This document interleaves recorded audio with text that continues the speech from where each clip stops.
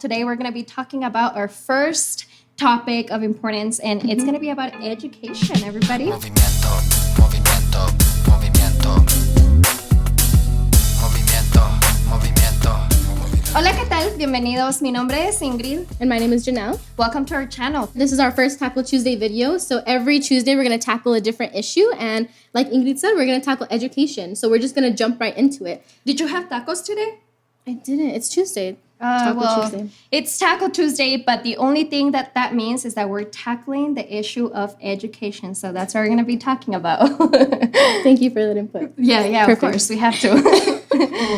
Yeah, so the first thing that we're going to talk about is the Yazzie Martinez versus the state of New Mexico lawsuit. It's something that happened that was super important because it changed a lot of things inside of our state. So in short, what that means is that the state basically said that we weren't making sufficient effort to have give students of color sufficient education. So what's really crazy about that lawsuit is that the word sufficient can mean many things, right? But what we do as organizers is we make sure that that word sufficient means things are included like ethnic studies, dual language classes, what other things? Well, just in general, talking and thinking about equity in our school systems, and what this equity means is like pretty much providing the services and the everything that needs to be happening for the students of color. And specifically, this lawsuit was because pretty much targeting, or not targeting, but talking about Native American students. Yeah, so something that's also really interesting about this lawsuit is that there is a lot of funding that we need to back up what we expect the state to do in order for students to have a sufficient education. The thing that is happening now is that a lot of our legislators aren't passing those funding laws or policies. So that's one of the work that we're doing right now, and there's a bunch of organizations also that are working around that work. So we are going to post some links so you can look at that information for yourself. But just to shout out a couple organizations that are working on that, there is the Learning Alliance of New Mexico, and they are one of the spearheads of what's happening with Transform Education New Mexico, which is a coalition of organizations. Another shout out that we want to do is the Center for Law and Poverty. Those are the lawyers that are actually pushing a lot of the platforms that we as organizers are approving to get passed at the legislature. So again, if you want to shout out those organizations or go look them up, they are Learning Alliance of New Mexico, Transform Education New Mexico, and then the Center for Law and Poverty. And like I said, those links will be at the bottom of our page. Also, okay, we can't talk about school without talking about this new thing of the reentry plan because of COVID-19, right? Schools closed back in March. Everything has been kind of on the line, and nor teachers or students really know what's going to happen. And as we have known, everything has been changing day by day, right? We get new announcements of like, oh, we're opening up the schools. Oh, we're not. And then we have people higher ups, right, from the government, like Trump, people like Devils, right, talking about wanting students to go back to school. And let me just say, this woman has never been part of education. So just throwing it out there and talking about how not only this is a problem here in New Mexico, but it's a problem all around the United States, right? So let's talk about that reentry plan, right? First, we heard, okay, yeah, we're going back to school, right? Just recently, I want to say, I don't know, like a few days ago, I don't know how many days it's going to be once we release this video, but a few days ago, we heard from our governor that we're going to be going back to school, but everything's going to be online, correct? So everything's going to be online till at least September 6th. September 8th. I'm sorry about that. I work at a charter school, so it's a little bit different, but pretty much what this reentry plan is doing is that it's pretty much giving us a bunch of like new things that we need to do in order for us to comply with COVID-19 like restrictions and all of that, correct? So do you want to talk a little bit more about that? Yeah, first thing I want to say is that if we're having board meetings online to make these decisions, then it obviously isn't safe enough for people to meet in person. That's my biggest pet peeve with this whole situation. Yeah. Another thing specifically for Albuquerque Public Schools, they did hold their first board meeting around the reentry plan not too long ago. And one of the things that really pissed me off was that they decided that it was going to be okay for bus drivers to decide whether or not students can enter the bus. And if they wanted to, they could even call the police on that student and their families. So what this does is not only endanger and criminalize young people for, profiling and biases that a bus driver might have, but it also makes like undocumented families really safe. Like you're going to call the police on a child and then involve their family who may not even, be able to access any other types of transportation. Thank you. I was going to say transformation. So that's one of the biggest things that Albuquerque Public Schools said that really got me angry. But another thing about the re-entry plan is that there was a quote from a student, and we can share that. They said, we can't even have our bathrooms clean. How are we going to make sure that COVID isn't spread throughout our schools? Oh my God. So preach, because that is really true. The thing about the drivers, right, being able to call the police, and I just wanted to touch a little bit on that, because this is directly connected to the school to prison pipeline, correct? And so if you don't know what that is, that means that if a student gets a record with police officers when they're in middle school, then this can affect them through a lifetime. Yeah, if we want to go back to one of the biggest things that the school to prison pipeline does is that by the time you're in 3rd grade, if you don't know how to read, they send that information to the prisons and they're already building you a bed, because they assume that by 3rd grade, if you don't know how to read, that you're going to end up in prison. So the school to prison pipeline is just a terminology that it's basically saying prison, the industrial prison complex, and education have efforts together to make sure that they continue profiting off of students' lives. This conversation makes me so uncomfortable, because if you think about it, who are the students who are usually struggling at a 3rd grade to be able to read? English language second, they're barely learning the language, right? And why are we criminalizing the students for not being able to speak a language, the official language of the country? I mean, I can go on and on and on about this conversation, but honestly, it's just so unfair, and the inequality on that is just so outrageous, because we don't ever take in consideration the knowledge that our students of color bring into the schools. We're pretty much teaching them to be white, right? And so if you are a 3rd grader that you're barely learning English, and you go to a school and you're struggling to read, guess what? A bed has been made for that student in prison. And if this doesn't make you mad, I don't know, then you're probably watching the wrong videos, because they should make you really angry. Something to add to that too, specifically in New Mexico, we do not have an official language. Our Constitution was written in both English and Spanish. So if you're watching this from out of state, that's just some context for you about all of our education stuff. Because we're in stolen land, and that's another conversation we need to talk about. But yeah, this state, New Mexico, and many other states around the United States, it's stolen land, and the first language wasn't English, and neither was it Spanish. And so it's a lot, but we can go on about that. But to get back to the point, the re-entry plan, there is a lot of problematic points, a lot of things that are just unfair, and the people who this is going to affect the most are students of color. Because we know that students of color usually go to schools with less resources, with their budgets are very low compared to schools that are privileged, correct? And so that conversation is also part of a bigger system, and a system that's created, a racist system, a system that's created not for brown people. It's not created for us. The system of education was not created for us.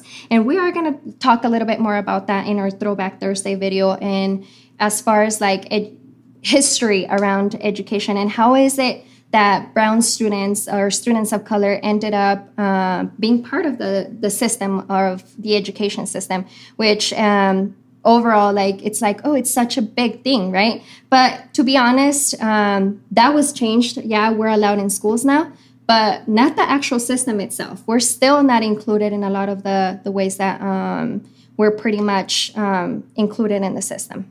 I think going off of that too is just realizing that the history books that we do read inside of schools don't represent everyone's history, and not even the correct history. So there's a lot of things that are left out on those books, and we are going to talk a little bit more about that when we get to our ethnic studies part of this education episode. But something that we do want to talk about are the amazing organizations that are doing work around the reentry plan already. So Families United for Education has been around for a long time, and they are made up of different community members, teachers, APS administrators, everybody who would just like Community to organizers, students. If you want to join FUE, Families United for Education, there's going to be a link to their Facebook page as well at the bottom. So so what we're going to talk about is their 10-point re-entry plan, which is amazing. So I'm just going to read it off to you all, and then we'll put a link to the actual document if you want to read it yourself. So the first one was provide widespread anti-racism staff training. The second one was provide mediation and de-escalation staff training. The third one is provide anti-racism classes and programs for students. Institutionalize and promote ethnic studies as a requirement. Provide higher quality bilingual programs and ESL instruction. Invest in the holistic integration of technology that prioritizes digital literacy and creativity for at-risk students. Conduct equity audits of schools with the biggest racial disparities. Reinvest and restructure the restorative justice practices as a primary disciplinary system. Eliminate the police presence on school campuses. And prioritize student and community input. So in that 10-point reentry plan, they have a lot of different bullet points, and I agree with all of them. One of the biggest things that is going on right now is a lot of talk about defunding the police. So when we talk about defunding the police, that doesn't really necessarily mean get rid of all police. It means making sure that funds for the police aren't over expensive, right, or overexpanded. So we're going to divest from that and take money from the police department and put it into things like education. So right now, Albuquerque Public Schools has millions and millions of dollars towards police inside of our schools, whether that's resource officers or actual APD coming into our schools. So what that would do is, if we divest from that, is take some of that money and remove those police officers from criminalizing young people and putting it towards books or extracurricular activities. About 2 or 3 years ago, our school board members actually wanted to get rid of all middle school extracurricular activities just to save money. So instead of having 2 or 3 police officers or resource officers at your school to further criminalize young people and make them a target of the criminal justice system, we can instead incorporate that money and put it towards extracurricular activities and even provide teachers with stipends to get materials for the classes, because as a teacher, trainings. come on. Yeah. Or with trainings, right? Mm-hmm. So the point blank period, police should not exist in our schools. Police and just any authority like that entity should not exist in schools, because that is the only way, or like the main way, that we're criminalizing our students. And guess what? The students who are being criminalized aren't white. And just another thing, want to shout out organizations that are already doing some of the work. Families United for Education is actually providing anti-racism trainings for the school resource officers. So we are making that connection, but again, it would be so much better if we just divest and defund school police and put that money towards anti-racism trainings for all teachers and staff, and make sure that our history books are equipped with the real message of what happened inside of our state and in our nation. Pretty much. If we can go back. Mm-hmm.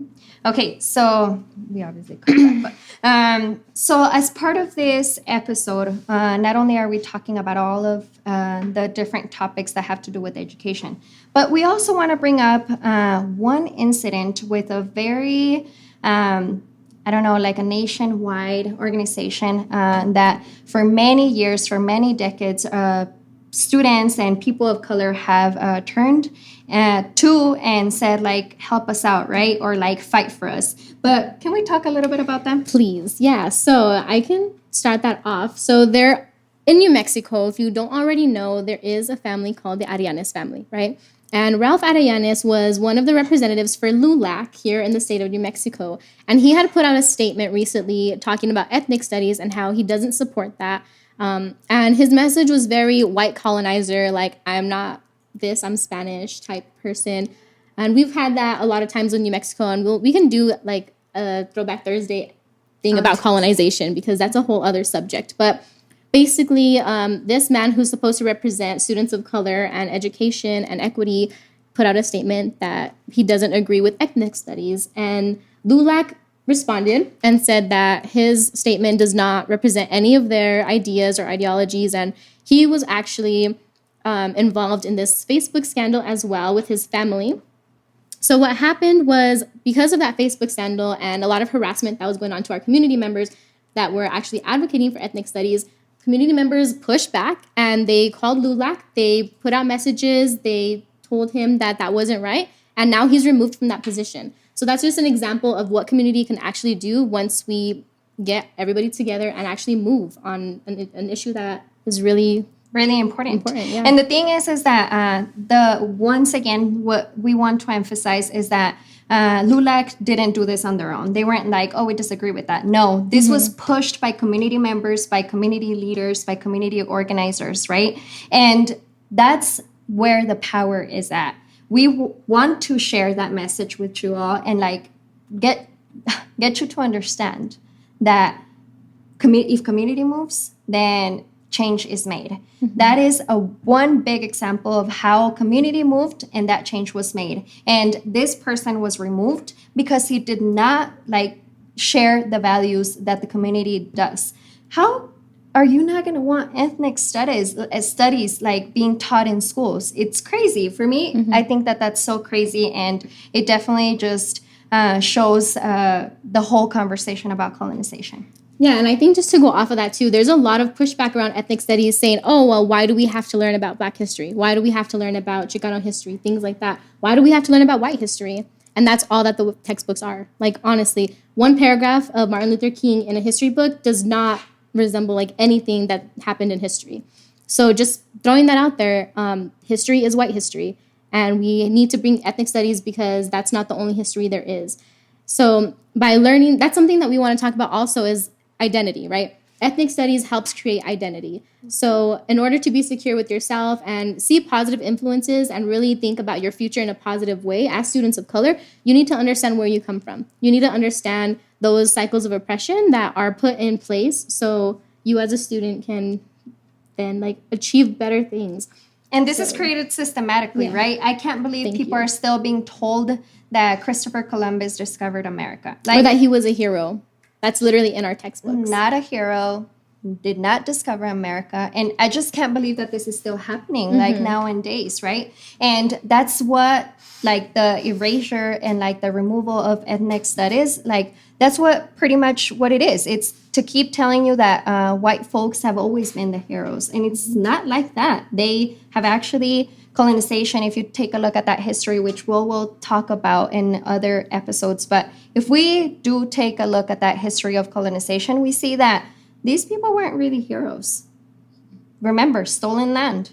Let's always remember that. So the next thing that we do want to talk about as we are closing out this First Tackle Tuesday part of our education segment is solutions. So what can we do as community members, as educators, as anybody who cares about education to make it better for our students? As a student, as a parent, even as a student. If you are involved somehow in the education system, you need to care about this information. Even if you're not, because this is for future generations to come. So do you have siblings? Do you have, nieces? Anything like that, education is important.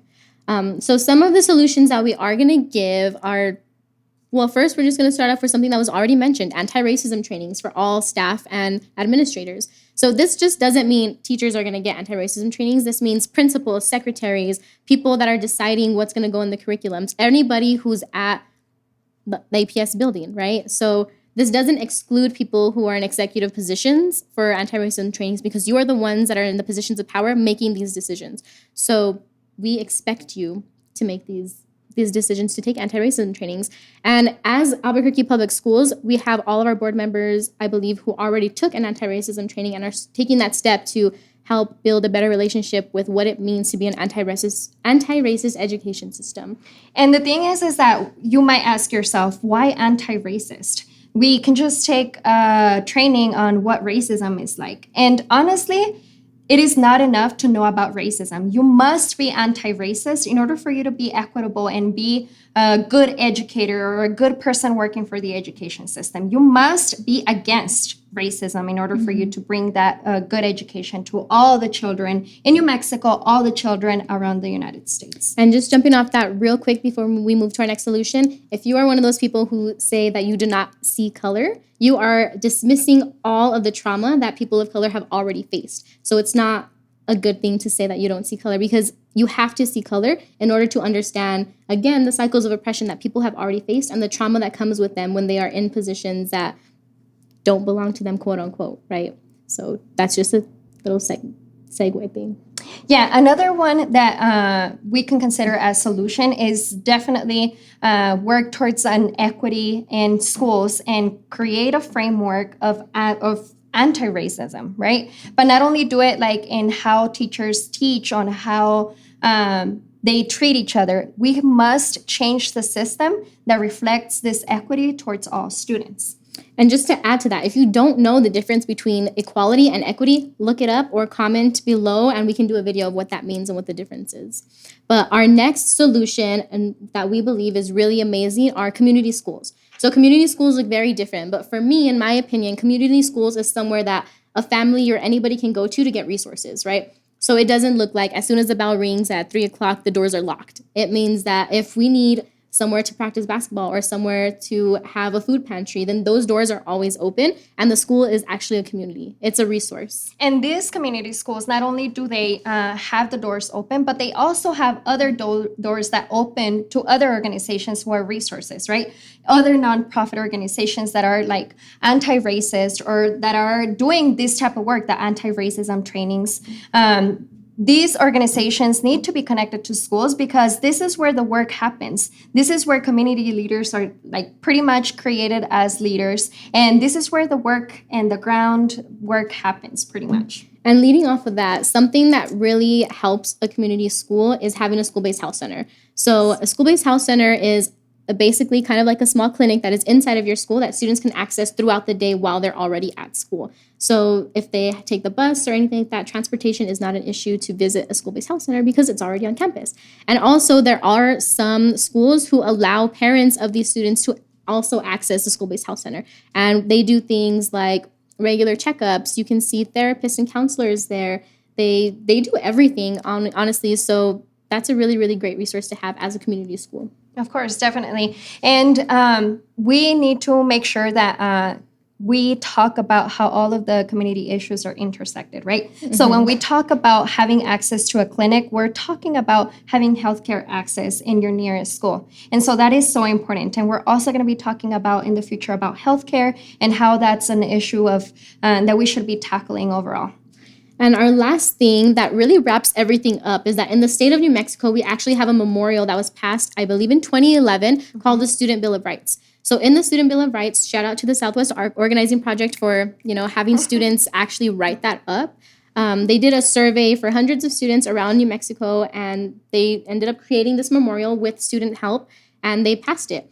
So what the Student Bill of Rights does, and it will be linked below, is it gives 10 points. It's kind of like a Bill of Rights, right? Like your Constitution, but for students inside of schools. Because right now, as a minor, you are not protected under your Constitution. Food for thought. But the Student Bill of Rights talks about things like healthy and accessible food, right? So things that are locally grown in your community should be served at your school. It talks about school-based health centers, bilingual education, extracurricular activities, and something that's super, super important that I love that they added this is that every student is going to start with a clean slate every year. So talking about the school to prison pipeline and how people get in trouble, and then, as a staff at school, you kind of see that student and you keep that record with them, right? Oh, so that's the bad student, so watch out for them. This thing on the Student Bill of Rights, make sure that student does not have that issue because you start with a clean slate. And the sad thing about this is that it's not implemented in any schools, and a lot of people don't even know that it exists. So if you are a New Mexican and you work at a school or you're a student, please bring this up. I know the Southwest Organizing Project and the Learning the Lens of New Mexico do workshops around the Student Bill of Rights. So if you're interested as a school to have your class do a workshop around this, then hit them up, and I'm sure they'll be happy to do that. And that's important because there's a lot of disparities within behavioral issues and how the students are punished or how the students are reprimanded, right? And there's a lot of disparities within how students get the consequences.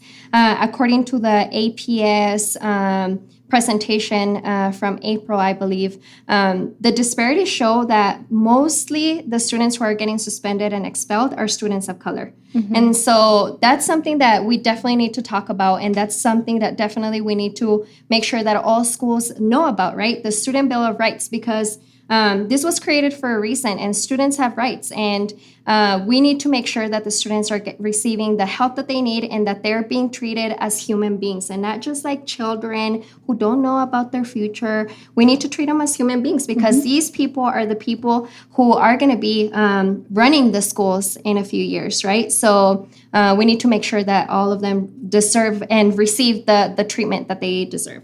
And just to throw out a statistic as well to kind of complement that is that Black girls are 6 times more likely to be suspended or expelled than white girls inside of our education system.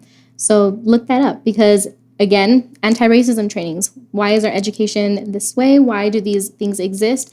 And come back to our video on Thursday to learn more about that history. And we're going to talk a little bit more about all of those statistics and what you can do about them.